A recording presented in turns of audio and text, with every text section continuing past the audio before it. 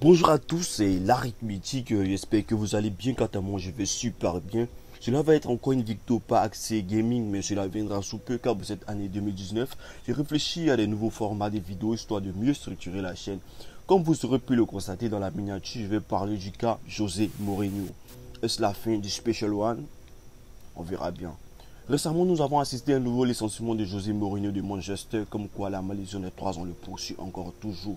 La presse n'a cessé de l'acculer et le retour en grâce de Manchester United depuis son départ ne l'aide pas vraiment dans la perspective d'un retour au plus haut niveau. Pour certains, c'est la fin du Special One, le Special Loser pour d'autres qui pensent qu'il ne pourra plus s'en relever. Mais ont-ils raison de penser cela? Mais je ne crois pas, moi je ne crois pas. Mourinho, avec ses attitudes assez peu communes, ses prises de position assez discutables et ses interviews assez folles, s'est attiré la foule de la presse qui ne lésine plus sur le moyen pour le ridiculiser, le rabaisser.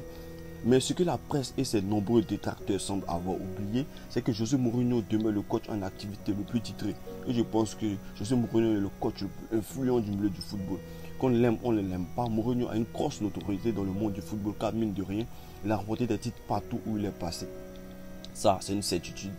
Manchester, depuis le départ de Ferguson, ne faisait plus partie du Big Four. Il n'arrivait plus à se qualifier pour la C1. À vrai dire, le club n'était plus au premier plan. Mais Mourinho a su remettre Manchester en avant, quel que soit ce que les gens puissent en dire. Ce retour, Manchester le doit et cela est indéniable. Cependant, son éviction est moins due à la grosse pression qu'a subi la direction face aux articles de la presse. Mourinho est également fautif par sa mauvaise politique et sa médiocre communication. Je vais vous dire ce que je pense de Mourinho. À mon sens, Mourinho est un coach qui vit le football à l'émotion et non au calcul. Pour Mourinho, le football est un sport qui fait appel aux notions telles que le courage, l'abnégation avant de faire appel au talent. Depuis un moment, le Special One n'a plus fait une mise à niveau de sa conception sur le football d'aujourd'hui. Ce football-là même qui est en constante mutation, ce qui est pour moi une grosse erreur de sa part. Depuis son limogeage du Real de Madrid, le football est rentré dans une nouvelle ère, l'ère de la surmédiatisation, l'ère du surenchère, une ère où un joueur est considéré comme un vieillard à 27-28 ans et tous les clubs sont à l'afflux des talents précoces pour faire plus de profits financiers.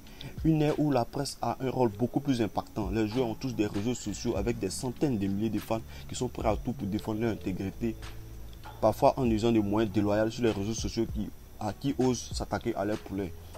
L'exemple type des fans de Paul Pogba avec José Mourinho sur les réseaux sociaux. José Mourinho est un coach assez jeune, mais de la vieille école. Mourinho, en parlant à ses joueurs, il ne réalise pas vraiment le coût médiatique auquel il s'expose. À mon sens, José Mourinho a été dépassé par les événements et il n'arrivait plus à gérer les jeunes joueurs de cette nouvelle génération. Une génération de joueurs ultra connectés aux réseaux sociaux, une génération de joueurs tellement riches qui sapent l'autorité du coach. Aujourd'hui, être un coach, c'est beaucoup plus complexe qu'on ne le croit. Et c'est ça qui a été le plus gros du problème de José Mourinho. Avec d'énormes masses salariales et un soutien d'effectifs sur les réseaux sociaux, les joueurs ne sont plus abordés comme à l'accoutumée. José Mourinho aurait dû être moins direct dans sa communication qui a été pour moi désastreuse à Manchester. Je ne crois pas que ses capacités à être un bon tacticien doivent être remises en cause, même si les résultats ont été moyens à Manchester. Même s'il est vrai que voir le jeu produit par City ou Liverpool, même les autres grands clubs européens, il semble que Mourinho ait pris du retard. Mais je pense que le football est un sport où toutes les tactiques doivent être valorisées du moment où il y a un bon résultat à la fin.